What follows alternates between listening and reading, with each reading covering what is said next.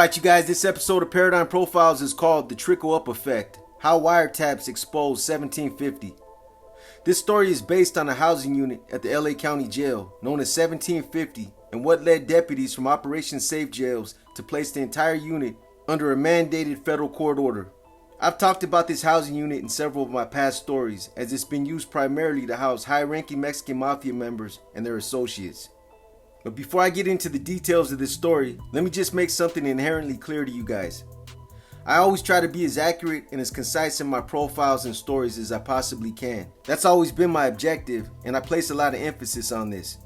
However, the scope and breadth of the information that I often rely on or use is sometimes based on my own personal observations and experiences. I definitely don't consider myself lucky or fortunate to have been to some of the jails or prisons that I often talk about, as there's nothing to glorify about these places. However, on the flip side, and for the purpose of providing you guys with a personal and unique perspective, I will say that it does allow me to translate a lot of the information that I do to you guys based off of things that I've personally seen myself, because I've been there. But just to be clear, I've never been to the LA County Jail, let alone a 1750.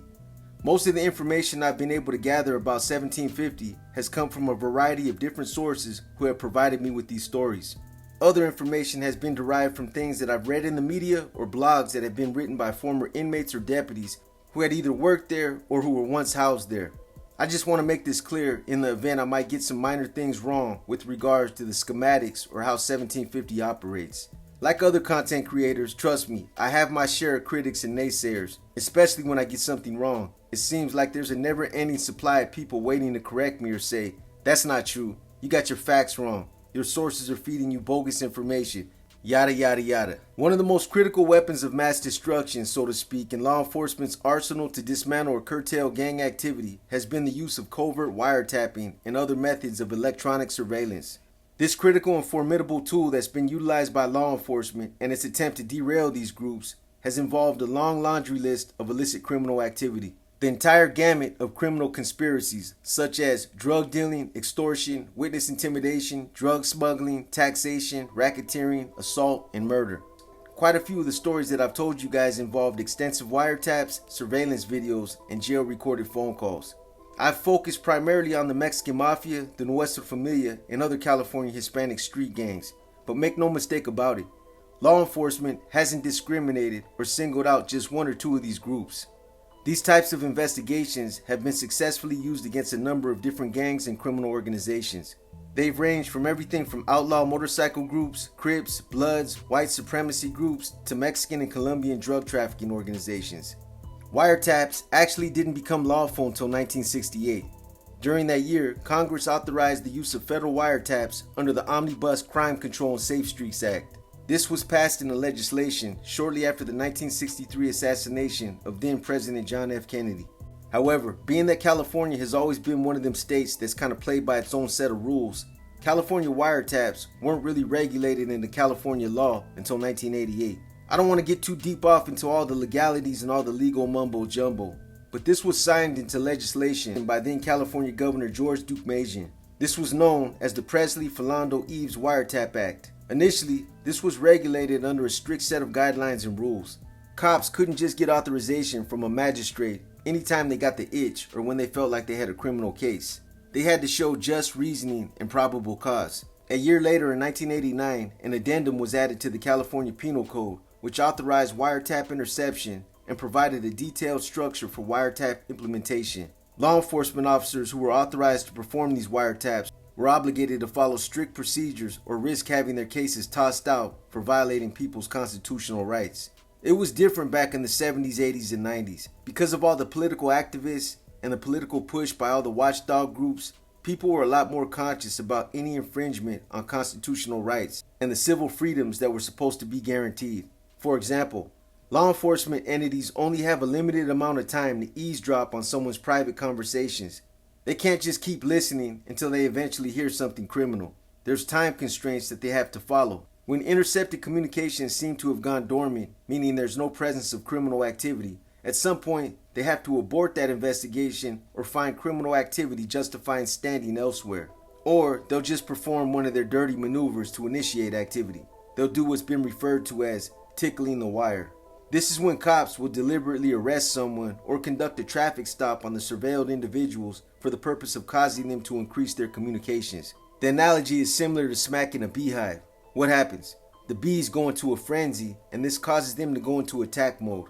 Same concept, it's just another form of manipulating the law. So the unfortunate thing about it, if you were or are a member of one of these gangs or criminal organizations and you got caught up in one of these cases, is that the United States Supreme Court and the appellate courts have proven to be nothing more than rubber stamps when it's come to wiretaps and electronic surveillance investigations. It's literally at the core of their legal jurisprudence. When it comes to gang cases, history has shown us time and time again that courts have been one-sided when it comes to meting out the rule of law.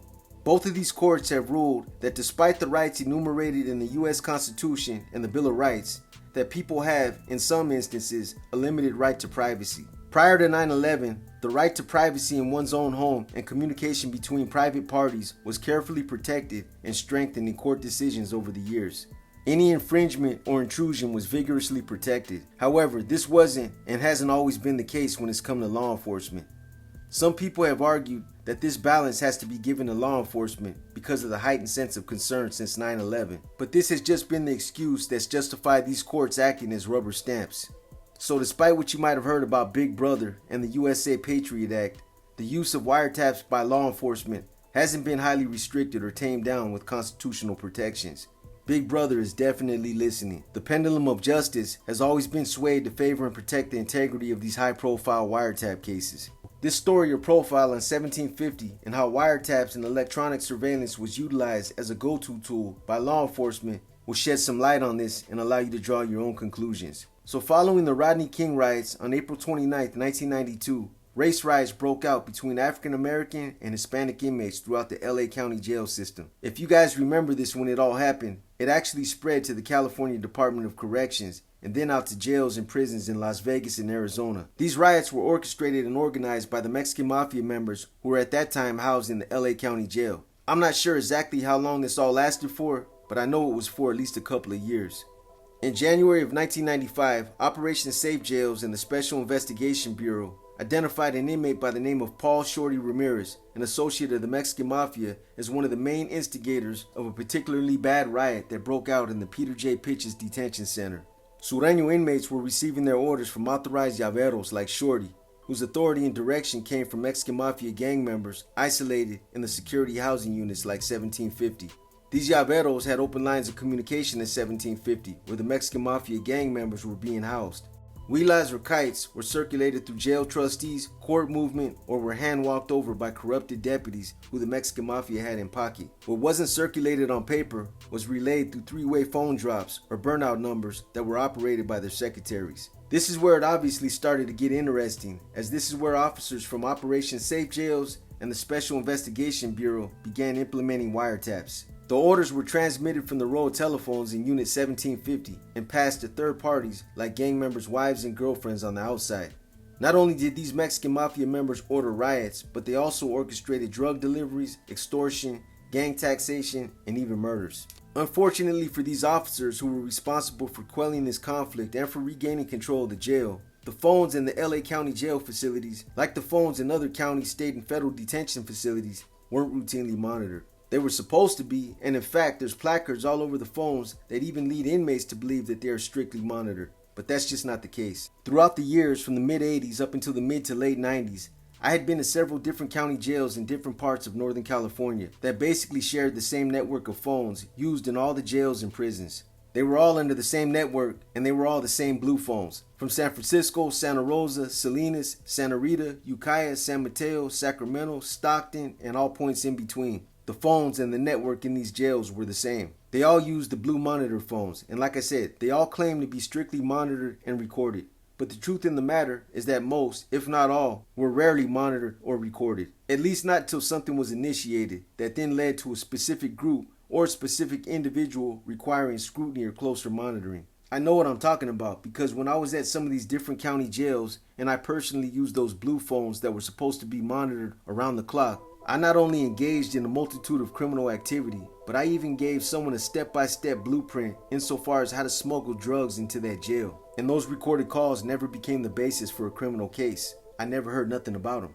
I'm not saying it was absolute, or that it didn't ever happen. All I'm saying is that it was normal practice for it not to happen. And the reason for that is because the county jails simply don't have the manpower or the hours to sit there and actively monitor these phones. You're talking about monitoring county jail phones that sometimes house up to 15 to 20,000 inmates. When the phones were monitored and calls were recorded, it was only in instances where law enforcement had arrested high-profile individuals, mostly gang members involved in massive conspiracies, and wanted to continue their investigation while these specific individuals were in custody. In most instances, this is how and why those investigations were initiated. Outside law enforcement officers that were working with a specific agency would contact officers that worked in the jails, most likely the jail's gang intel unit, and brief them on the circumstances surrounding the case that they were working up. They'd then request that certain individuals be supervised, and they'd work in conjunction with them to monitor those specific individuals. Because gang cops that work these kinds of investigations know that these kinds of cases always play out in the same fashion. These guys are eventually going to get sloppy and go after the money and drugs that they still have on the streets. But even then, it wasn't like they had officers physically sitting there listening to the calls. They still didn't have the time or manpower to do it like that.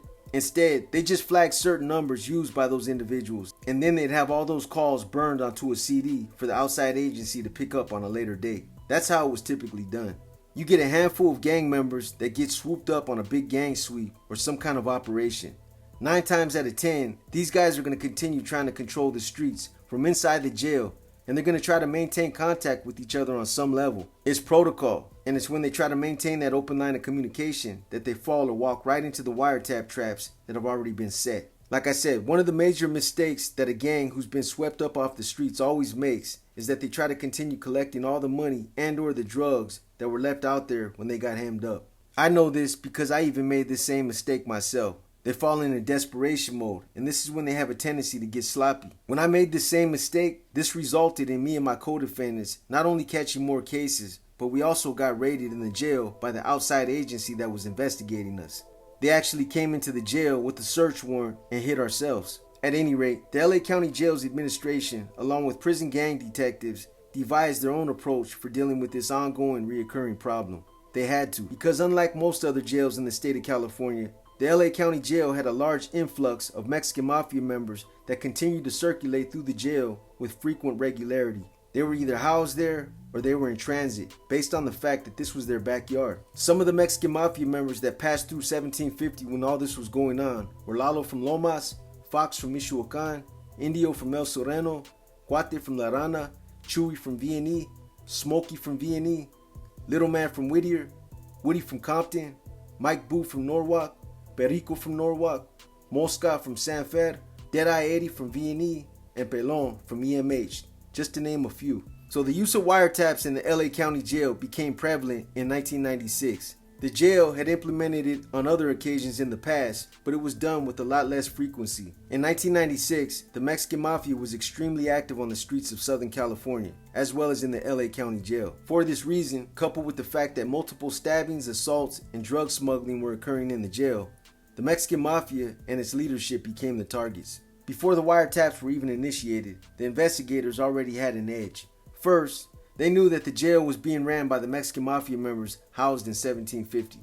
This was a given. They also knew that these guys housed in 1750 only had so many avenues that they could use to effectively communicate with the rest of the jail. It was pretty easy to narrow it down. Court movement, correspondence through the mail, visitation, and then the more likely most effective method sat right there at the end of the tier, the jail recorded telephone. In an attempt to overcome this quandary, they theorized and premised that the California State Wiretap Act could be used as an effective tool to monitor the unit known as 1750. The other thing that roused suspicion and created a buzz amongst the gang intel officers is the fact that Luis Pelon Maciel was housed in 1750 at that time, and they believed he was responsible for a lot of the violence that was occurring in the jail. More specifically, the riots between the Africanos and the Hispanic inmates.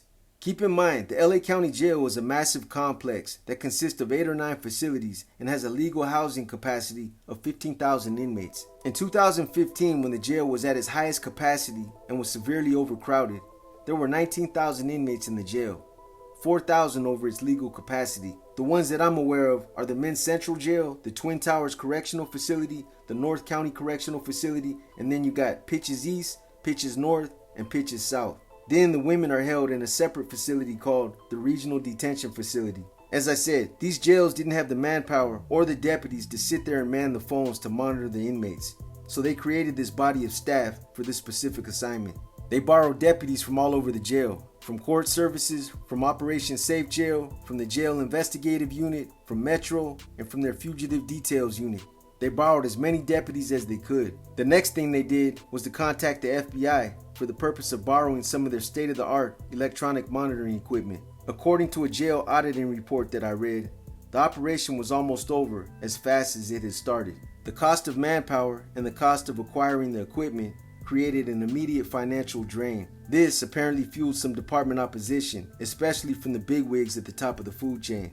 The small circle of leadership at the top who truly only care about two things: their own bureaucracy and financial expenditure. These are the decorated leaders who spend all their time sitting behind a desk, yapping on the phone, waiting for another chance to jump in front of the media and take credit for somebody else's accomplishments. But apparently, after vigorous back and forth haggling about jail security, the jail's integrity, and overall officer safety, the jail staff who worked the front lines and who argued for the importance of these investigations finally prevailed and got the necessary funding.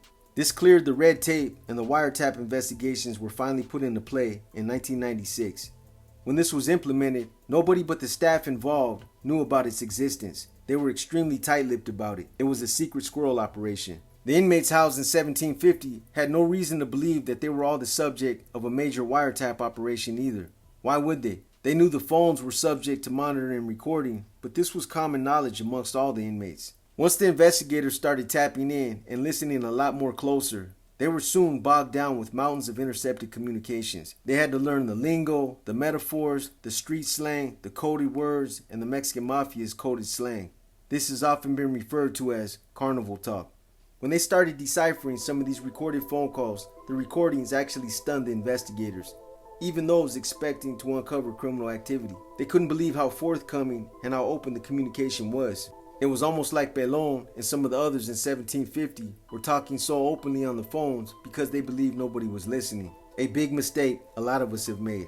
The tapes allegedly show Pelon and other inmates conspiring to smuggle in drugs, ordering the stabbings and beatings of other inmates, extortion, witness tampering, taxation of street gangs, and plotting with gang members on the outside to destroy evidence. They even threatened and attempted to intimidate witnesses. The probe eventually focused specifically on Pelon, who was a reputed Mexican Mafia member awaiting trial for ordering the murder of 5 members of an El Monte family of an El Monte.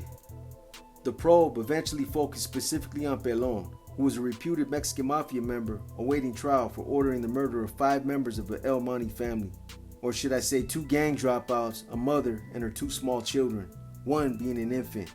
Even though Pelon had status at that time within the jail, his career was technically already over. It was just a matter of waiting until he got convicted and waiting for him to land at his next destination so he could be dealt with. One of the gunmen who Pelon assigned to participate in the Maxon Road homicides, a guy who went by the name of Character from Sangra, was so eager to prove his worthiness to the Mexican Mafia that he became a reckless killing machine, showing no mercy as he slaughtered a mother and her 2 babies, an oversight that would eventually end up costing him his life. This serious lack of discretion resulted in the Mexican Mafia getting lambasted and rebuked by the media across the state. After Character's punishment was meted out, Pelon and one of his other co-defendants who also got the death penalty, Primo, seen the writing on the wall and defected rather than to face the same fate. Pelon was referred to as one of the big homies while he was held at the Los Angeles County Jail in 1750. He was respected and acknowledged as such while he was there. Every day for 30 minutes at a time, Pelon and his constituents dialed number after number, coordinating their business, moving money, setting up drug buys, meting out discipline, and orchestrating an elaborate drug smuggling operation. All done during the time that they spent out on the tier in 1750. Everyone's given 30 minutes of tier time to shower, use the phone, or walk around on the tier. Time that they refer to as freeway time. During the first year into 1997, after learning the identities of several targets who had been green-lighted and placed on the Emma's ominous hit list, the wiretaps would lead to the successful prevention by jail staff of at least 44 attempted jailhouse hits, or so they claimed. One of the most critical implementations that became an instrumental part of these investigations was also intercepted on the wire, and this was given to them compliments of the Mexican Mafia. Because the Mexican Mafia was so meticulous and stayed a step ahead of the game, The deputies listening to these wiretaps were able to intercept a daily court list of loyal sureños as well as the courts they were even scheduled to appear in. This daily roster was generated by the Mexican Mafia and their secretaries. It didn't take long before the investigators figured out that these guys had an elaborate system for smuggling black tar heroin into the jail via courtroom movement. They just had to learn how they were doing it. This was obviously a huge revelation, especially in the world of the Mexican Mafia, as black tar heroin is a staple within their lifestyle. Whether it's ingesting it or selling it, carga is a favorite drug that the Mexican Mafia members would go to the ends of the earth for. With regard to the smuggling operation through court movement, this is how it worked. The Mexican Mafia members housed in 1750 and their secretaries on the streets kept a daily running list of camaradas who were scheduled for daily court movement. Camaradas is a title that refers to sureños who have proven themselves to be the Mexican Mafia's most steadfast and loyal believers. For this subservient league of loyal believers, they were the ones who were hand-selected to be the mules, or the ones who would get the dope and then run it back into the jail. This obviously took a lot of coordination and communication between the Mexican Mafia members, the secretaries, the camaradas, and their respected attorneys. These guys that were going to trial would be contacted by the secretaries on the streets, and they were instructed to secure court orders authorizing them to wear civilian clothing during trial. This was a common request that didn't raise any unwanted suspicion. It was done under the premise that juries had the potential of becoming prejudiced if they seen these guys go to trial in jail garb or clothing that wasn't commonly worn by civilians. Unless there was unusual grounds to deny this request, which isn't typical, judges routinely granted this request, especially in light of the fact that this could potentially be an appellate issue raised on appeal. So once the court order was in hand, the secretaries or their associates on the streets would then send a seamstress to buy the camarada going to trial pants and shirts that were considered to be suitable for a court appearance. The seamstress would then use a steam iron to carefully press a quantity of black tar heroin between 2 sheets of paper and then cut the packages to fit the seams, collars, and cuffs of the clothing. She or he would then restitch the whole thing up and present the pressed and clean clothing to the inmate's girlfriend or attorney. This was all being coordinated systematically, like clockwork. There was always a new supply coming in from different individuals from different parts of the jail. The seamstresses who were involved in this operation were professionals who knew what they were doing. They were so good at their craft that even the court deputies who were trained to look for these types of things never noticed anything unusual. On the morning of the inmate's next court appearance, the clothing would be examined by the bailiff who worked in that courtroom. And again, nothing unusual was ever detected or intercepted following hundreds of passes. The deputy would then carefully examine the clothing in the same fashion he would normally do, and then he would hand the clothing over to the inmate. The deputy would then carefully examine the clothing in the same fashion he would normally do, and then he would hand the clothing over to the inmate. The camarada would then be escorted to a cell to change out his clothes. As he was stripping out, he would then go to the areas where he knew the dope was hidden in the seams and take it all out. According to one of my sources, these guys were even shown diagrams of where the dope was sewn in so that they never missed anything or left anything behind. They were also directed to bring several fingers of latex gloves with them so that they could then rewrap the heroin and bring it back with no issues. Getting a hold of latex gloves in the county jails usually wasn't a problem. The officers in the restricted housing units all wore them, and they were always throwing them away. There's an abundance of them, trust me, they're not hard to get. Even the trustees are given latex gloves when they're out cleaning the tiers. So once these guys managed to extract all the dope out of the clothing, they would then ball it up into a round ball or into a cylindrical shape so that they could then rewrap it in latex and keister it. I don't mean to be too graphic, but for those of you who might not be familiar with what keistering is, it basically means to secrete something in the anal cavity to avoid detection. After wrapping it and securing it by keistering it, they then get dressed, go to court, and then retrieve their heroin later once they got back to the jail. Once they got back to the jail, and after they dropped the dope, meaning to retrieve it from their anal cavity, they would then clean it up, rewrap it, and send it to 1750 with the assistance of specific trustees who were entrusted to get it there. Any deviation from this process would be grounds for serious repercussions. The one thing that a lot of sureños learn early on in their career is to never fuck around with the Mexican Mafia's dope. Seriously, that's one of the fastest ways to get yourself caught up. And I do mean any deviation from any of the steps that I described. Like NF members, there's some Mexican Mafia members that are serious hardliners, and they won't hesitate to censure their subordinates over anything that they feel was done in haste or with a lack of common sense. Serious, one of the most common ways to get caught up in this specific scenario is when it's suspected that a package has been tampered with and someone's been accused of pinching some of the dope. In the Mexican Mafia's mind of minds, this is grounds for an automatic death sentence. Maybe it was done in haste because that individual was panicking and was spooked thinking that he might get caught. Whatever the case might be, it's taken as a form of disrespect. But here's the kicker. I've actually seen guys get caught up for not properly cleaning the package when they take it back out. The last thing you want to do is send a Mexican Mafia member clavo that you brought in smelling like raw shit. The Nuestra Familia experiences some of these same parallels. Trust me, it's happened to me. A northerner who brought in a bundle of kites from another prison relinquished them to me in San Quentin. But this fool obviously didn't take the time to clean his DNA off the package before he sent it to me. Needless to say, I was livid when I pulled that shit under my door. It hit me in the face and almost made me gag. I don't know what was wrong with that dude. Maybe he was scared to remove the last layer of latex, thinking he was going to get in trouble for opening it all the way up. Or maybe he was just lazy.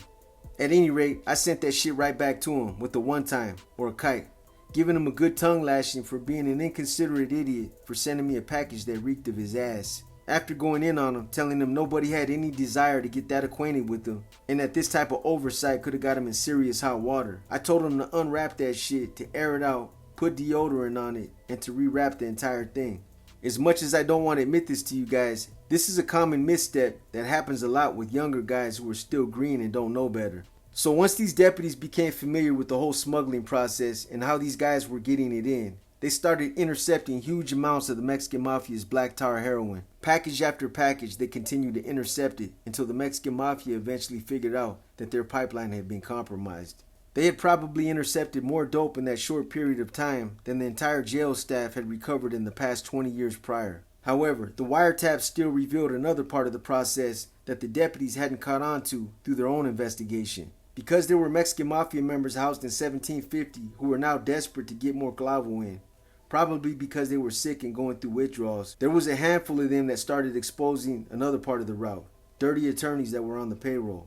They put out standing orders to their secretaries to start giving packages directly to the attorneys and to start having them bring it straight in themselves. This was another debacle. It put heat on the attorneys, and now they were being watched by the investigators. On August 28th of 1996, in a capital death penalty gang murder case, an attorney attempted to hand a Sureño gang member, his client, some legal papers in a Torrance, California courtroom. Based on the wire-intercepted Sureño court list, the lead deputies working the wiretaps had pre-warned one of the bailiffs that someone would probably be attempting to pass drugs in that department that day.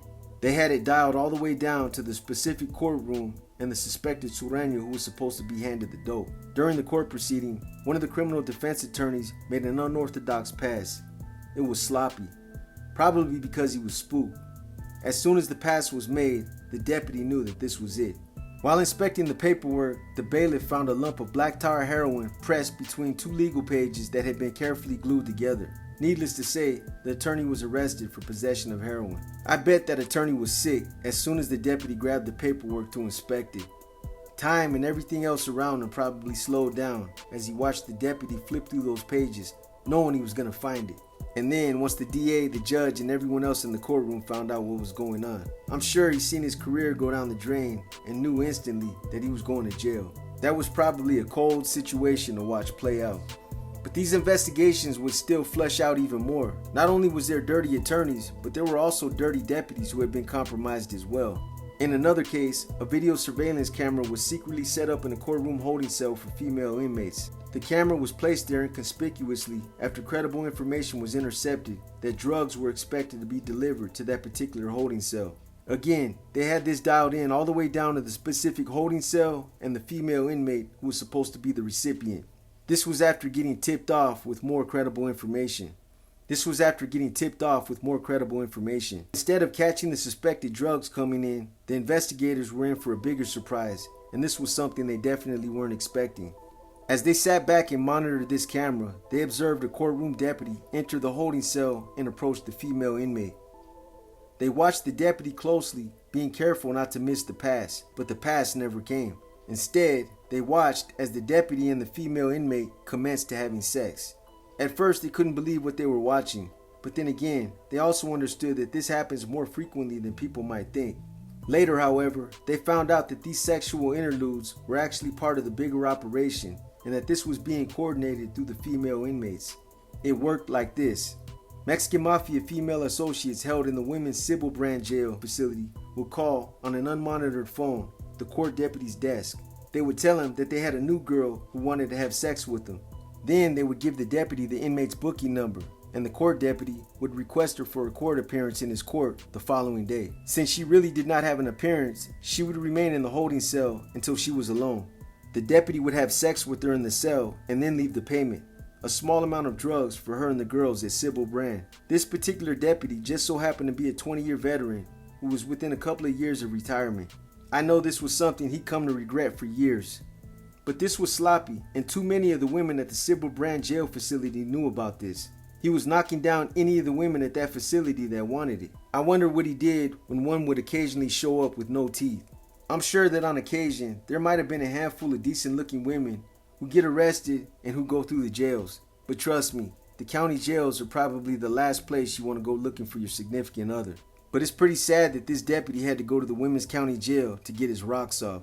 Needless to say, he was walked off in handcuffs and was immediately terminated. More importantly, he lost his retirement. Officers or deputies working in corrections have some of the best pensions out there. He probably lost over $400,000 because of this oversight. Moving forward, the team of deputies conducting this wiretap operation probably could have indicted hundreds of gang members for a laundry list of illicit crimes. Felonies were being committed daily. Everything from witness intimidation, extortion, witness tampering, making threats, conspiracy, etc., etc. The list went on, but they obviously had to pick what cases were a priority to them. Otherwise, the logistics of huge prosecution cases could have become overwhelming. Again, as I mentioned in the onset of this story, their primary focus was the Mexican Mafia and their green light list, also known in the jail as the hard candy list. These are inmate transcribed hit lists, giving each intended victim's name, gang moniker, his street affiliation, and sometimes the intended result. Some were soft checks, some were hard checks, and then you had those targeted for death. As I had indicated earlier, this team of deputies took credit for stopping a multitude of both assaults and possible murders. Because they were listening to a lot of these communications in real time, they had the ability to move some of the targets to protective custody before they were hit. At times, they were literally in a foot race to get there before the information was passed along through the Mexican Mafia's underground grapevine. They apparently used the jail bureaucracy, ruses, and outright lies to stop impending murders and attempted murders. But sometimes, on a few occasions, they claimed, they admitted that they were too late. So besides Pelon, some of the other primary suspects were soon identified and linked in a web of intercepted criminal conspiracy communications. At the center of the web was a lowly Sureño inmate's girlfriend who went by the name of Ana Banana Reed. Ana Banana was a third-party conduit to this criminal communication system. She was basically a three-way drop for the Mexican Mafia. This is done using burnout phones. A burnout phone is one that would be operational for a few months before being burned out. By that time, the bill would have grown to many thousands of dollars, which they obviously had no intention of paying. When the phone was burned out, Anna would receive another number. These numbers are generally easy to get. It's done in a number of different ways, but identity theft is one of the more common avenues. You get someone's vitals, their name, birth date, address, and social security number, and then you use that information to open up multiple lines. We used to use burnout numbers all the time for the same purpose. This was more prevalent back when the jail and prison phone calls used to cost the inmates and their families hundreds of dollars. They were making a killing. This was price gouging at its finest. Back then, a 15-minute phone call ranged from $7 to $20, depending on who you were calling and where you were at. And trust me, it adds up quick. At any given time, we had 5 to 10 different female associates working these three-way burnout numbers for us. This also gave us the ability to network with different jails, prisons, and other street contacts that we needed to maintain contact with. It wasn't until recently that a bill was put into legislation that mandated that all calls made from the county jails and California prisons were made free of charge. After all the years of milking people's families for money when their loved ones were incarcerated, they finally shut some of corporate America down and stopped letting them take people's money. So Anna ended up being more and doing more for the Mexican Mafia than just another typical three-way phone drop. She was an efficient communicator who at times helped orchestrate stabbings, beatings, and drug smuggling for those who were in deep sag. She communicated with practically every housing area in the jail. She also became one of Pelon's favorite secretaries. She had the ability to remember everything: names, incidents, money amounts, etc., etc. She was like an information hub. Like a lot of women who get involved with these criminal organizations, She understood the gravity of her role and at times even boasted about it. In one call, she said, "Everyone calls me." When the individual she was talking to asked why, she said, "To find out all the information. Who's got a green light? Who doesn't? Who's on the hit list? I thought you knew already." Eventually, she became so entrusted in her role, and she had earned so much respect and credibility that other Mexican Mafia members would call daily to receive their latest standing orders. Her La Mirada home became a virtual command and control center. The sad thing about some of the recordings is that Anna could sometimes be heard handling gang business while also cooing her young daughter to sleep. "No, you gotta sit up, girl, sit up," she tells her 3-year-old in the midst of rattling off the day's hit list to an inmate she was talking to. In other calls, she can be heard rocking the baby to sleep and talking baby talk. You hear the little girl laughing while receiving the affection from a mother who obviously loves her. I'm sure that Anna would probably even say that a lot of the sacrifices she made were all done for the benefit and well-being of her little girl. But unfortunately for Anna, she didn't see the gravity or depth of the mistakes she was making for both her and her daughter because she was blinded by the mystique of the Mexican Mafia. Later she would realize it, but by then it was too late. In another one of the recordings, you can hear how deep she had gotten into the Mexican Mafia's politics. It almost sounded like she was personally invested. She says, "The ones you put in the hospital, the ones I had green lighted, 6 feet under if you can," meaning to have someone murked.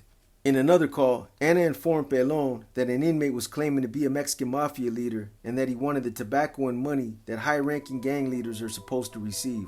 He tried to get everything rerouted to him. Definitely a ballsy move while incarcerated at the LA County Jail. After getting Anna's message, Pelon made his own rounds of calls to verify the individual's status, including follow-up calls to another reputed Mexican Mafia member on the streets. After following up, they advised Anna about his true status. "He's a nobody," one of Pelon's associates eventually told Anna. With that information, she then dispensed the orders to have this individual hit. "He needs to be blasted severely," she told Mexican Mafia members at Pitches. That same day, the violator was beaten and stabbed 12 times, barely escaping with his life. Without the luxury of cell phones, using the monitored phones became a necessity. We had to use them. And this is when the three-way burnouts became popular. I'm sure the Mexican Mafia facilitated theirs the same way, and I'm sure they encountered some of the same issues. At the time when all this was going on, all calls that were being made from the LA County Jail were made by collect calls only. The blue monitored phones were the only option. Anna was instructed to accept all incoming collect calls. The Mexican Mafia affiliated inmates and associates all over the jail system were given Anna's telephone number to report in. Frank Bosco Marquez from Barrio Norwalk, who was at that time a Mexican Mafia associate, was Anna's primary contact in the jail. Bosco was housed in 1750 with Pelon. Anna also had open lines of contact with the appointed llaveros at Pitches Detention Center and with Mexican Mafia members Daniel Popeye Roman and George Huero Caballo Gonzalez, who were at that time housed in Pelican Bay State Prison. All these guys were tapped in and were using her to not only maintain an open line of communication, but they also used her to network. Mexican Mafia members on the street who were also intercepted in these wiretaps were Armando Perico Ochoa, Robert Robot Salas, Juan Topo Garcia, Mariano Chuy Martinez, and Albert Babo Juarez, who was a documented associate. For those of you who tapped into the last story I just dropped on the Montebello homicides, these wiretaps took place right before they all got indicted. In fact, some of the wiretaps that were intercepted in this story were also used against them at their trials. Chuy was merely mentioned in several conversations others had about the conflict he was having with John Terzak, stranger from Rockwood. However, like all those who assist these criminal organizations, Anna was eventually arrested and prosecuted for her role in being a Mexican Mafia facilitator. In 2001, Anna was arrested and charged with 5 counts of conspiracy to commit murder for her role in 4 jail stabbings and another planned attack that wasn't carried out. At the time, she still didn't understand the gravity of the role she was playing, but that soon became clear. The DA painted the picture for her. He said, as she rocked her baby to sleep, she casually directed stabbings, assaults, and passed on murder orders. In the end, one can't help but think about the little girl she was often heard talking to as she facilitated these ominous directives. She'll never get to see that little girl take her first step. She'll never get to hear her utter her first word. She'll never get to attend her school graduations, and she'll never be a part of passing her hand in marriage. Or if she does, it'll be reduced to pictures, plate glass windows, or monitored prison phone calls. It's crazy how everything comes back full circle. Anna rode the wave for as long as she could. basking in the respect and prestige that close associates, secretaries, or señoras often receive. Women like Anna embrace these roles because they understand the perks and the benefits that come with it. She knew that she wouldn't only get the protection that women like her get from the Mexican mafia, but she also knew that a lot of other doors would open up for her as well. Whether it was money, drugs, or other materialistic possessions that would be shelled out by younger gang members extending gestures of respect, or whether the benefits came in other forms, I'm sure she's of the mindset now that it was all a serious oversight. No doubt she probably regrets meeting the people that she was assisting, and I'm sure she wishes she could do it all over again. But unfortunately, when that bell's rung, it can't be taken back. For Anna, it's too late. Her life will undoubtedly now consist of a lot of regret, shame, and guilt for abandoning her little girl. I hope you guys enjoyed this episode of Paradigm Profiles. If you guys liked this episode, give it a thumbs up. If you didn't like this episode, give it a thumbs down. But either way, drop a comment and let me know what you think. As always, I want to thank all of you for tapping in and for continuing to support the channel. I've got more stories dropping, so stay tapped in for the next one. Until then, you guys enjoy the rest of your week and keep pushing that positivity. With that said, this is your boy B, and I'm gone.